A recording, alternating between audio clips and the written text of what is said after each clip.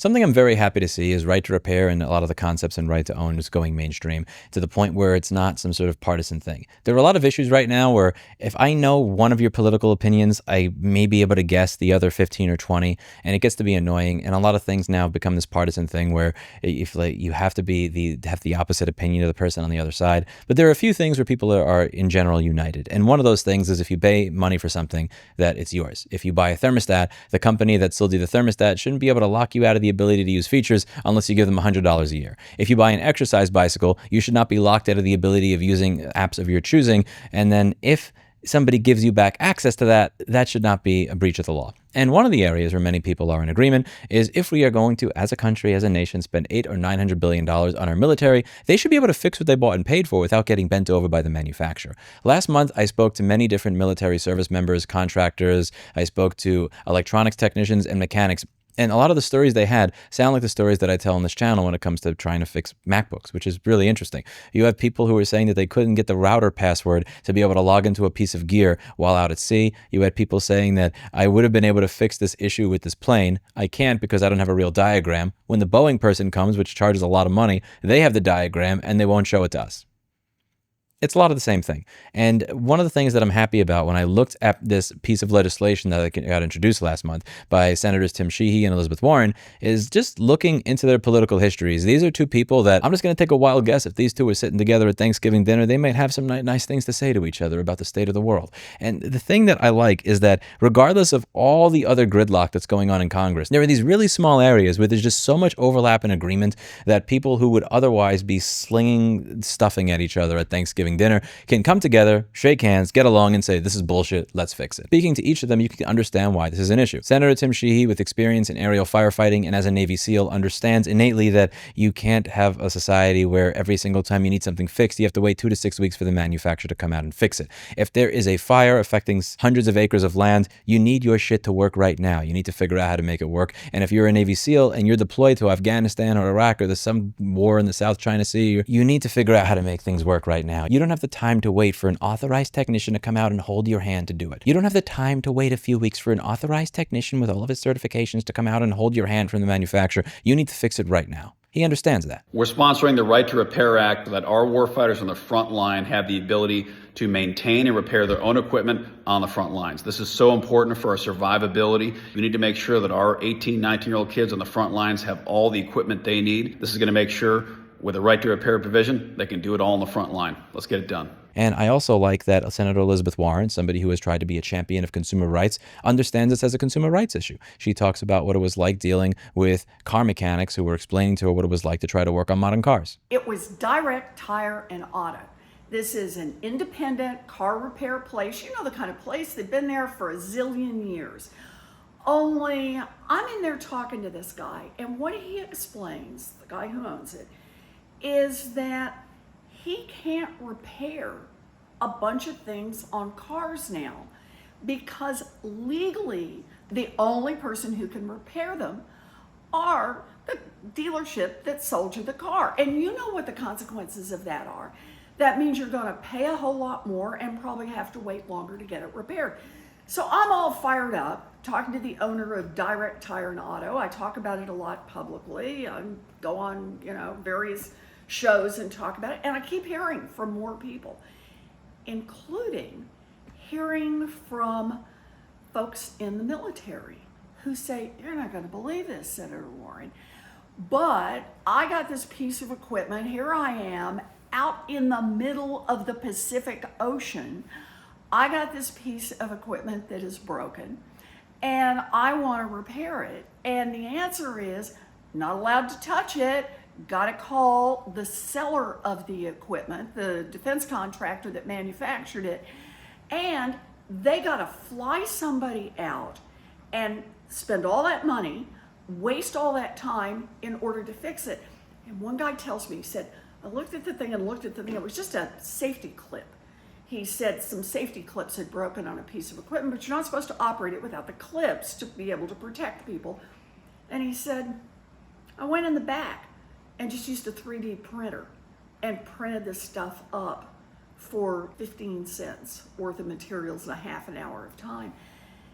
And that's when you begin to understand this right to repair business, it's about protecting your own rights to get your car repaired wherever you want, and it's about our military being able to repair equipment that's broken. So, man, I'm all in on right to repair, and we need it everywhere. You can't fix it yourself or take it to somebody who can fix it, then they've got like this one person monopoly over you.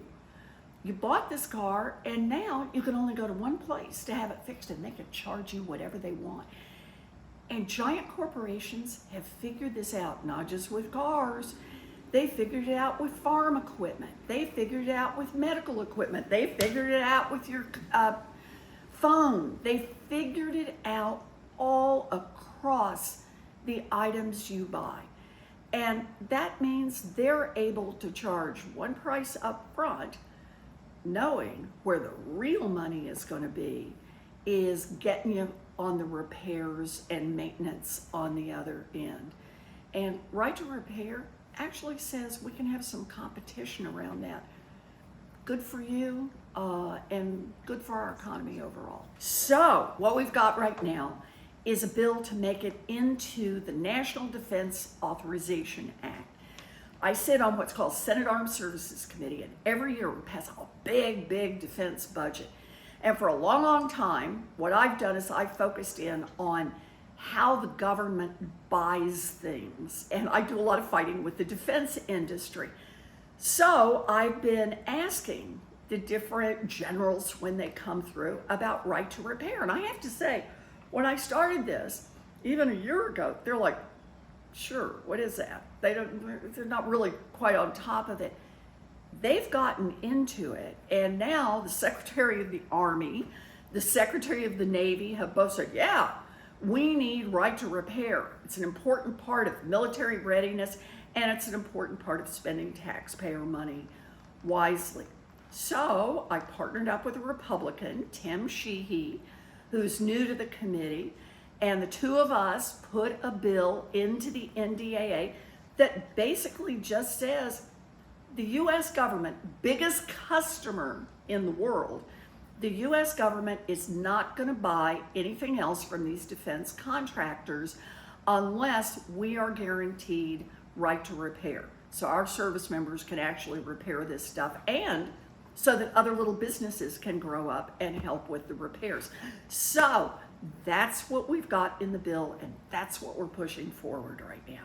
They didn't just talk about it. They put together a bill. They wrote it. They tried to push it through Congress, and I would like to see them push it through Congress successfully, because right to repair in one area helps right to repair everywhere, and right to own in one area affects right to own everywhere. There are many products that I talk about on this channel where the company has changed the terms of the sale after the sale or tried to claw back functionality from their consumers. I don't own these products, but I still talk about them on a regular basis because at some point it is going to affect me and the products that I buy and the products that I want to use and enjoy. And when we work together to make these issues mainstream, what we're doing is we're ensuring that we live in a future where people are willing to work together on common sense solutions to it. Remember when I was talking about that future home thermostat where you wouldn't be able to use some of the features and functionality anymore unless you paid $100 a year? I talked about trying to find a way around that. And the CEO of that company said that if we find a way around that, that is illegal hacking and you can't do that.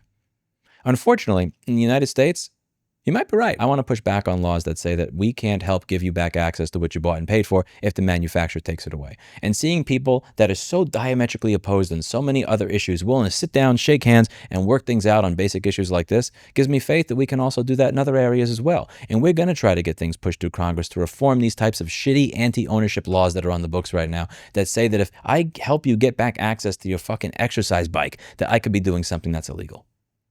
Echelon sent out a firmware update that stopped the exercise bicycles from working with third-party applications. But it'll work just fine if you subscribe to their service. How is that legal, but giving people back access to what they bought and paid for is not? It's insane. And the thing that I'm really happy about here, since doing that Clippy video, is that you haven't just changed your profile picture, you've actually done something about it. I have hundreds of emails sitting in my inbox since the video I did yesterday where you've been CCing me on the emails that you've been sending to your MPs saying you don't want to see chat control in the EU. Yesterday was the single best day that we've ever had on consumerrights.wiki for edits, new articles being created, and people reading it to understand how they're getting screwed and to push back against it. You're not just complaining about the issues to me and amongst yourselves in a comment section, nor have you just changed your profile picture to a Clippy. The numbers speak for themselves. You're actually putting in the work. Our foundation is going to be working over the next several years to make sure that you have the ability to say that you own what you bought and paid for. Thank you to Senators Tim Sheehy and Elizabeth Warren for working together to get this done. I really appreciate it, and I look forward to seeing more pro-ownership laws in Congress going into the future. I'll see you in the next video. Bye now. We also have the duty not to infringe the IP rights in the process. It is in fact the manufacturers who have the relevant rights, not consumers.